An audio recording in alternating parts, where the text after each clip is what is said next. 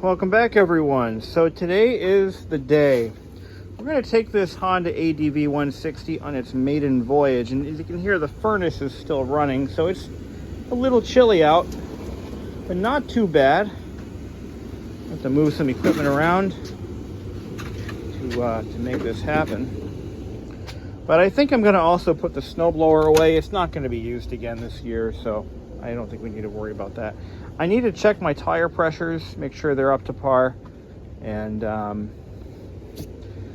yeah, then we'll get on it. So let's do it. Okay, we finally got it out of the house, and I think I'm going to do some equipment shuffling so we can leave it in the garage now. Just throw my helmet on real quick.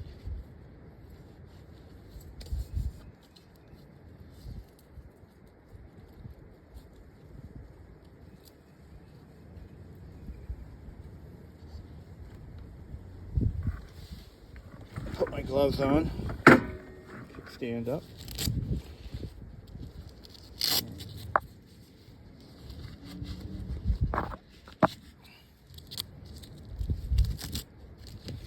All right. Ignition on.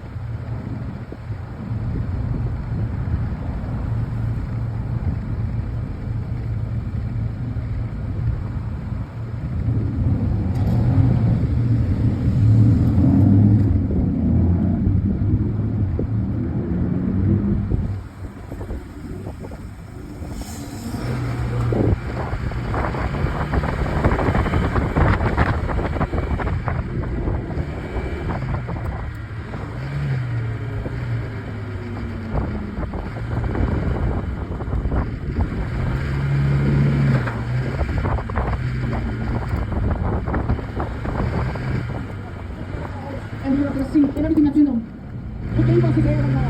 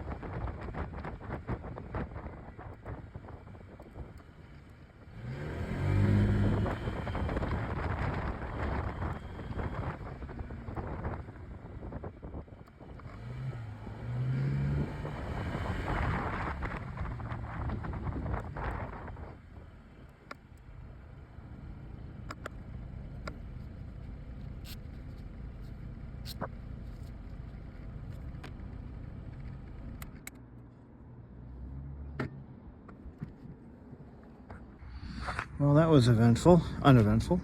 We, what, 6 miles, 7 miles? And so other than the overwhelming smell of burning new exhaust, it's going good. Okay, time to go home. It's getting cold and dark. And that's that.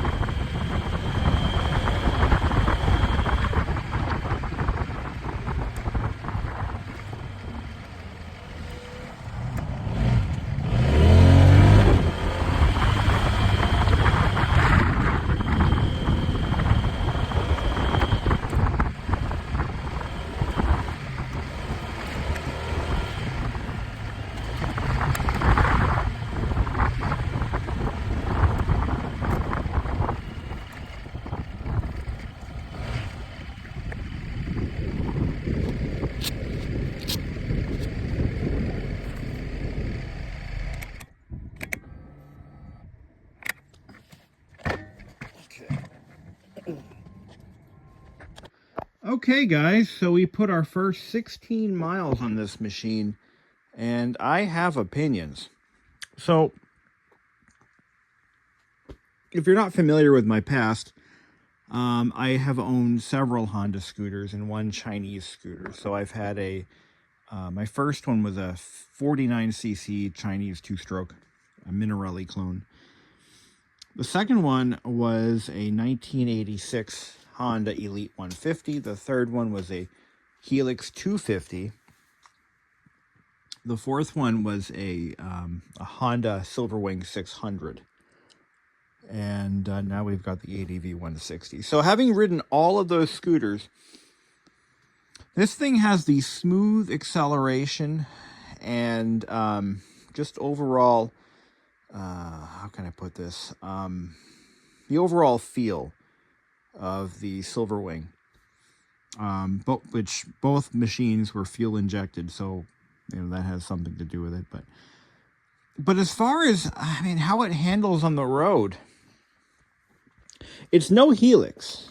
I would say it has more in common, I think, with the Elite 150, and that shouldn't come as a huge surprise because the overall seating position and the wheelbase is pretty close to the original Elite 150. But the wheel size, the suspension, the powertrain, everything is more refined. And it handles better than the 150 did. You've got a completely different suspension in the front, and you've got front disc as well. So let's talk about the braking. That's an important aspect of owning any motorbike, is how well it stops. Now, these brakes are still brand new, so they're not broken in. And I didn't push on them too hard. You want to bed your brakes first. You don't want to really hammer it down if you can avoid it. And again, from my first impression of riding this bike 16 miles, it stops on a dime. The brakes are almost too good. They really are. The rear drums, so I'm used to drum brakes, guys, so you know what? If you've never owned a bike with rear disc and you're new to scooters or motorbikes in general, you're not going to miss anything. I owned one bike with rear disc, and it was my Silverwing, but the rest of them were all rear drum.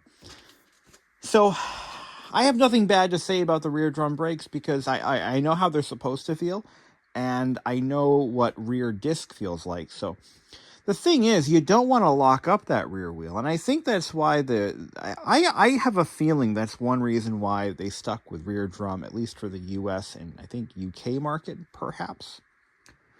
I really can't speak to what their decision making was, but one benefit of the rear drums is you won't lock it up, and if you do, if you lock up your rear brake, you're in trouble. The bike will go all over the road. So I don't think that's a bad thing. Your front brakes have anti-lock brakes. So you've got ABS in the front coupled with traction control. And it's a pretty good combination. And again, I'm not just some guy who this isn't my first bike. I have about 34,000 miles of scooter riding under my belt. So I feel like I know something. I haven't ridden since 2016. This was my first ride, by the way, since my accident. But I have about 34,000, maybe a little more, maybe 35, closer to 36,000 miles under my belt on two wheels. And that was all done between 2013 or 2000. What year did I buy the Murano? 2009. Yeah, between 2009 and 2016. So a couple years. Most of it back roads. A lot of city though. So I've done a lot of riding in the past. So again, I feel like I know what am I, you know what I'm trying to say? Like I have some clout, I think. And so based on that, I really do enjoy riding this bike. that 16 miles was hairy at first because, again, I feel like I'm new to riding all over again. I have been hit. I know what that's like. I've been down 4 times, maybe 3 or 4 times. I've been down for various reasons. I discussed that in a previous video, by the way. So I'm a little nervous. But you gotta, one of the things that I focused on this ride was looking around everywhere, just looking at every car around me as if they're all trying to kill me at the same time. And that's kind of the attitude you have to take. I had one car drift in my lane, drift towards me. You could see they were coming closer. I look over, the fucking guy's on his phone, like looking at it in his hand. You know, that's the kind of stuff that we have to deal with now. It wasn't such a problem when I started riding, but boy, hell, it is now. It's not good. So I'm nervous. I'm really nervous because there are too many inattentive drivers. Just today, yesterday, or was it today? I was in my CX-5, which is a behemoth compared to this, and my Mazda SUV. And some guy literally drifted into my lane. Hey, you leave those tires alone, buddy boy. Hey, knock it off. Anyway, back to the bike. Acceleration is surprisingly good. I wasn't sure what to expect, but the torque off the line on this bike, I mean, look, you're not going to lay rubber on the ground, but that's not what these are for. You know, they're not meant to win any races. You're not going to do burnouts. But if you need to get out of a situation quick at, around town and city speeds, this will do it. It's like I think it took like a second, maybe, to get me to, 30, 35 miles an hour. I was not expecting that amount of torque at the bottom end. So, and not only that, this engine isn't even broken in yet. And that's another important thing I want to bring up is when you're riding these new bikes, when you buy a new motorbike, a new car, whatever, you don't want to just, specifically motorcycles, a lot of folks buy these and then they immediately want to go and see how fast it can go. Like, how fast can this machine really go? I want to know. The problem is they're doing it when, you still got your brake-in oil in there. The engine's got, in this case, it had 0 miles on it when I bought it. It's not going to get to its top speed the day you buy it. You want to let that engine break in. You want to give it time. Not only the engine, but all of your bearings, your drivetrain, your belt. Everything has to wear in before it will ever reach its top speed.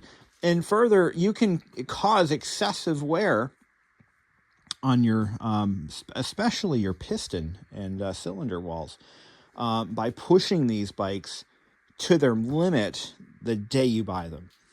You really want to do like 600 to 1,000 miles. I'm going to do 1,000 miles of riding before I really start pushing it. That's just how you do it. That's how you break in a bike. You don't just stomp on it the day you bring it home, if it's brand new.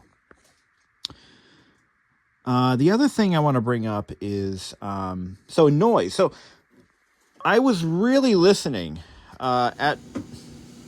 good timing. Yeah, we need heat. I was really listening to the entire bike as I'm riding it, just to get to know it a little bit. The exhaust that Honda put in this bike has a little bit of a bark to it. I wasn't expecting that either. It sounds aggressive with even modest throttle tip in. It just sounds angry. Now, all the Honda scooters I've owned prior to this sounded like air conditioners. At full throttle, they sound like air conditioners. Quiet, melancholy, if you will. Very, very, very, very quiet exhausts on all the Hondas I've had. This thing, it's got personality. It does. It almost sounds a little too aggressive, but hey, it works. Has a good sound to it.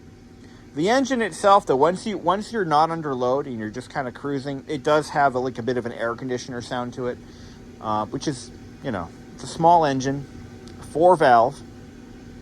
I didn't hear anything unusual in the driveline. The CVT, it has that typical CVT whine to it.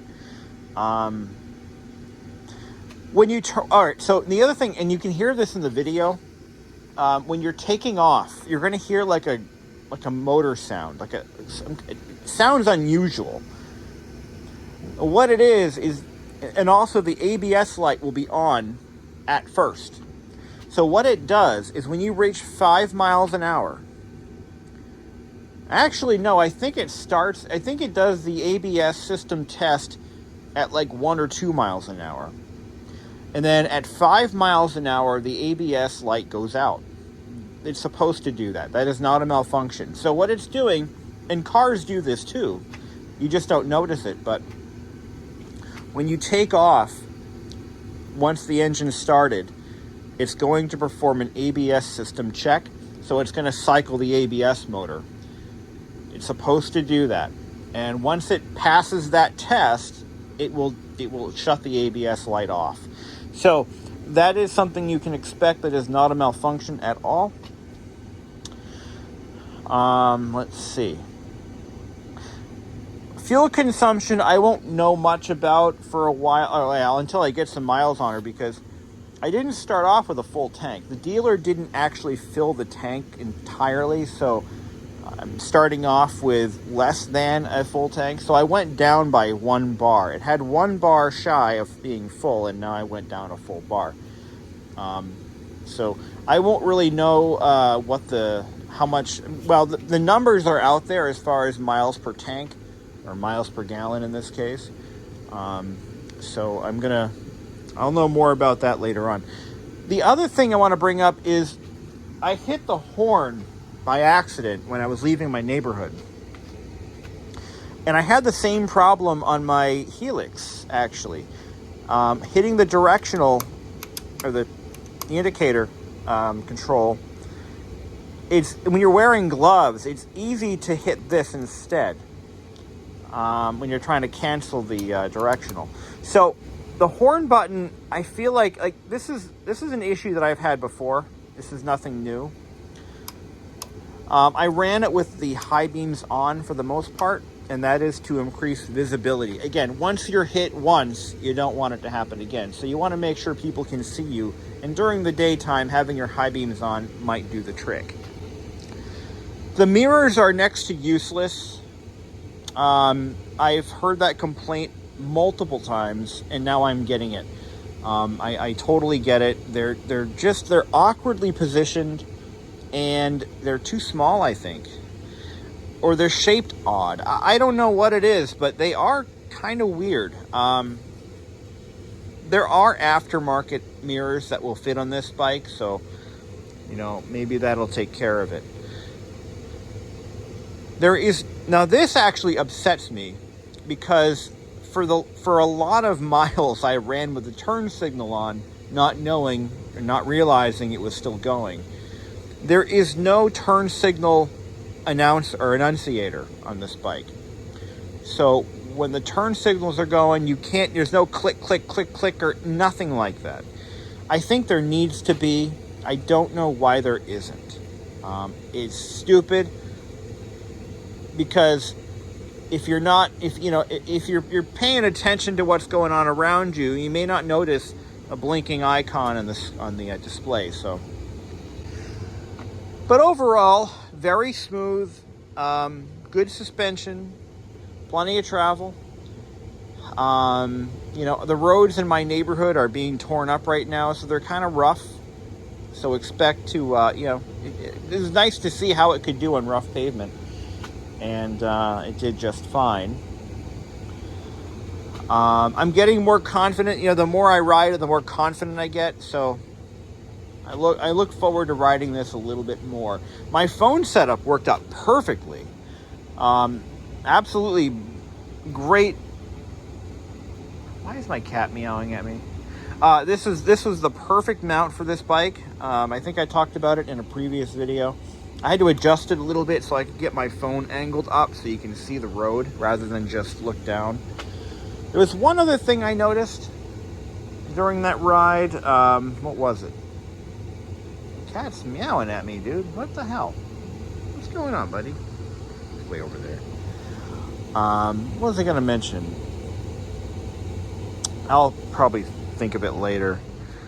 But yeah, I mean, I think this is a good purchase. I really still wanted the C125, the Cub. I really wanted the Cub, and if it had a bigger motor, I would have bought it. But you know what? This is definitely a good purchase if you're looking for something reliable that isn't. Well, let's talk about that for a sec. This is a Honda through and through. It's a little pricey at, what is it, $5,700 out the door, I think it was, without sales tax. We don't do sales tax up here. It has all the technology you really want in just a little bike to get around, to enjoy, wind in your face. You've got a water-cooled engine, a 4-valve 160cc 4-cycle engine with water cooling. Yep. The radiator is actually cooled off the flywheel fan, which is an interesting departure from previous models where they had an electric fan in the front. Less plumbing, a lot easier to build. You've got a catalyzed exhaust, fuel injection. Now that's good for longevity. So the fuel injection will give you less headaches over the life of the bike because it's fuel injected. No carburetor to mess with or to deal with. Completely sealed fuel system. And the catalytic converter essentially reduces the emissions, which are a problem. I know some people, they cut the catalytic converters off their car because they don't like government control.